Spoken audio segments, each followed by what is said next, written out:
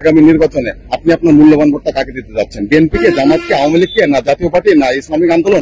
আমি চিন্তা ভাবনা করতেছি আমি বাংলাদেশ আওয়ামী লীগকে বলবো। কি কারণে দিতে যাচ্ছেন এবং কি কি পরিবর্তন আসবে আমরা ক্ষমতায় আসলে? পরিবর্তন, তারা এই ভুল থেকে শিক্ষা দিবে, প্লাস তাদের অতীতের কর্মকাণ্ডগুলা যেগুলো আমরা দেখছি, আমরা একজন সচেতন নাগরিক হিসেবে যেটা দেখছি, এটা আমার কাছে ভালো লাগছে। পাশাপাশি তারা যেগুলা গত 5 আগস্টে ঘটেছে, জুলাইতে যেটা ঘটছে, এটার ফল তারা পাবে। তারপরেও তারা যদি এই ভুল থেকে শিক্ষা নিয়ে আগামী দিনে জাতির সেবা করে, তাহলে এটা তো খারাপ হবে না, এটাই আমার প্রত্যাশা। আমরা দেখেছি যে দেশে 5 তারিখের আগে যে অবস্থা ছিল তার সাথে এখন অবস্থা খারাপ। আগে তো স্বৈরাচারী ভালো ছিল, আমরা যা দেখছি আগে স্বৈরাচারী ভালো ছিল।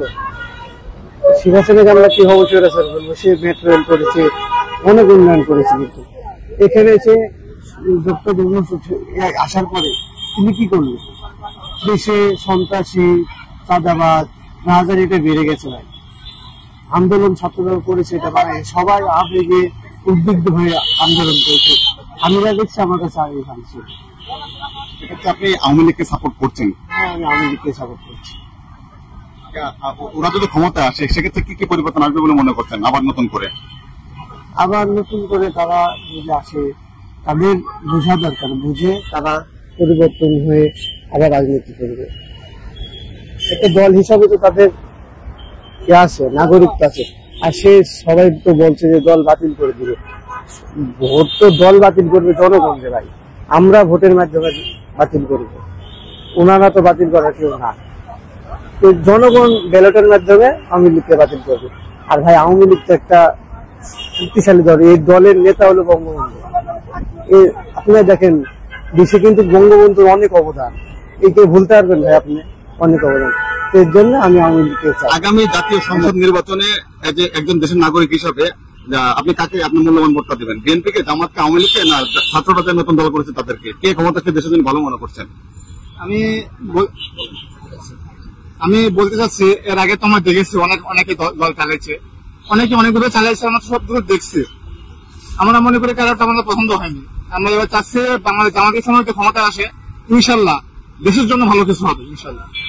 জামাত ক্ষমতায় আসলে কি কি পরিবর্তন আসবে বলে আপনি আশা করছেন তাদের কাছ থেকে? মেনলি শিক্ষা ব্যবস্থা, আর দেশকে ধ্বংসের কারণ থেকে রক্ষা করবে, দেশকে ভারতের হাতে উঠাই দেওয়া থেকে রক্ষা করবে, এরকম আরো ভালো কিছু করবে ইনশাল্লাহ আমরা আশা করি। আসলে 5 আগস্টের পরে বর্তমান দেশের যে পরিস্থিতি, এই অবস্থান থেকে আমি আমার ব্যক্তিগত মূল্যবান ভোটটি বিএনপি কে দিব, এবং বিএনপি ক্ষমতায় আসলে দেশের এবং দেশের মানুষের, জনসাধারণ মানুষের জন্য খুবই মঙ্গলময় হবে, এটা আমি মনে করি। বিএনপি ক্ষমতায় আসলে কি কি পরিবর্তন আসবে বলে মনে হচ্ছে আপনার? বিএনপি ক্ষমতায় আসলে দেশের, বিএনপির যে 31 দফা আছে, সেই 31 দফা বাস্তবায়নের মাধ্যমেই সকল সমস্যার সমাধান হবে ইনশাআল্লাহ। আমার মনে হয় নতুন প্রজন্ম আসলে ভালো হবে, কারণ দুটো দলই আমরা দেখছি, আওয়ামী লীগ আসলেও সেম, বিএনপি আসলেও সেম। এখন নতুন ছাত্র দলেরা কি করে ওটা আমাদের দেখা দরকার আছে, এই জন্য আমরা নতুন দলকে স্বাগত জানাচ্ছি।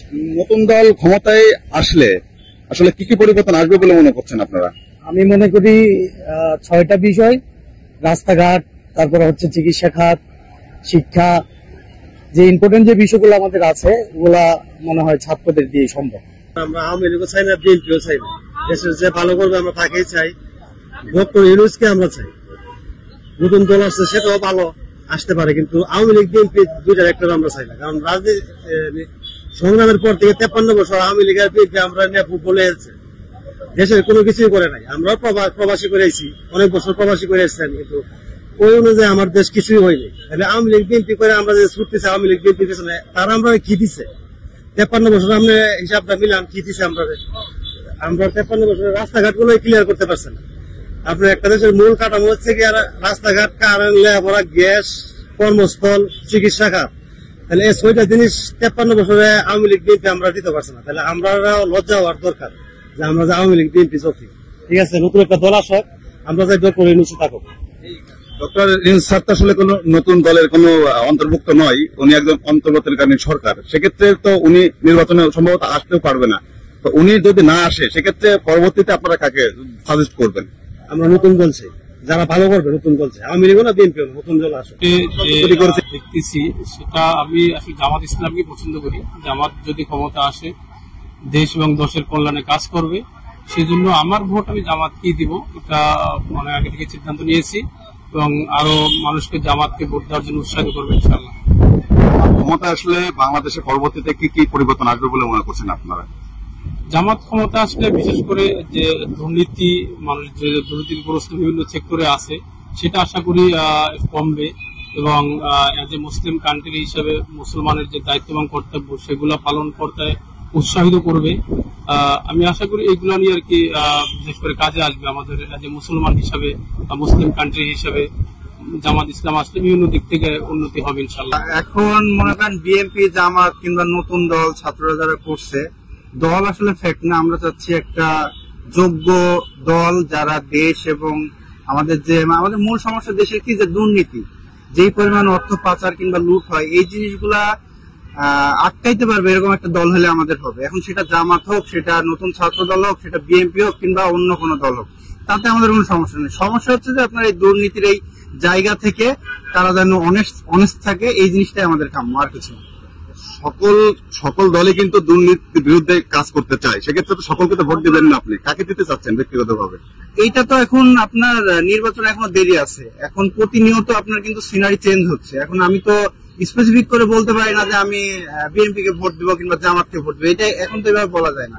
আর এটা একান্তই আমার পার্সোনাল ব্যাপার, সো এটা পাবলিকলি ডিসক্লোজ করারও কিছু নাই। যাকে যোগ্য মনে হবে তাকেই দিব, তবে অবশ্যই তার অনেস্টি থাকা লাগবে।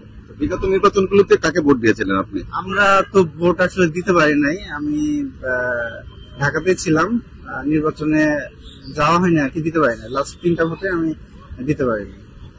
দিবেন আগামী নির্বাচন? আমার মূল্যবান ভোটটা মনে করলেন যা পরিশ্রম করে দেশটা চালাইতে পারবে সুন্দর করে, আমি তাকে আমার নির্বাচনের ভোটটা আমি নির্বাচনে দিব। সব দলই কিন্তু ভালোভাবে দেশ পরিচালনা করতে চায়, কিন্তু আসলে সবাইকে তো ভোট দিবেন না আপনি, যে কোনো একজনকে দিতে হবে। সেক্ষেত্রে আপনি কাকে পছন্দ করছেন এই মুহূর্তে?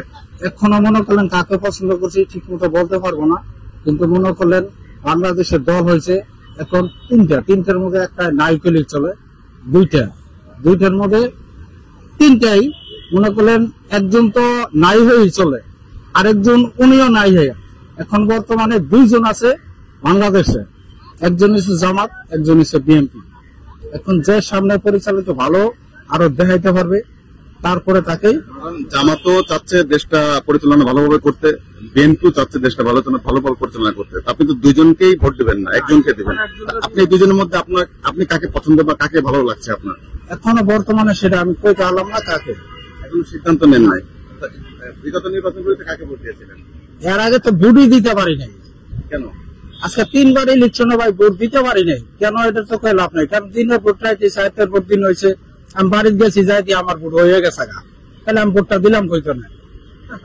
যে কোনো একটা দল থাকা লাগবে, দলের মধ্যে সব অংশগ্রহণ করলে আমার মন মতো পছন্দ পাবে সেই ভোটটা আমি দিব, কিন্তু সেটা তো অংশগ্রহণই কেউ করে নাই, তাহলে আমার ভোটটা তো অগ্রিম হয়ে গেছে। আগামী নির্বাচন আসলে কবে হবে এটা বলা যাচ্ছে না, তবে ইন ফিউচারে হবে। ইন ফিউচারে যদি নির্বাচন হয় তাহলে ভোটটা আমি নতুন যে দলটা হয়েছে সেখানে দিব।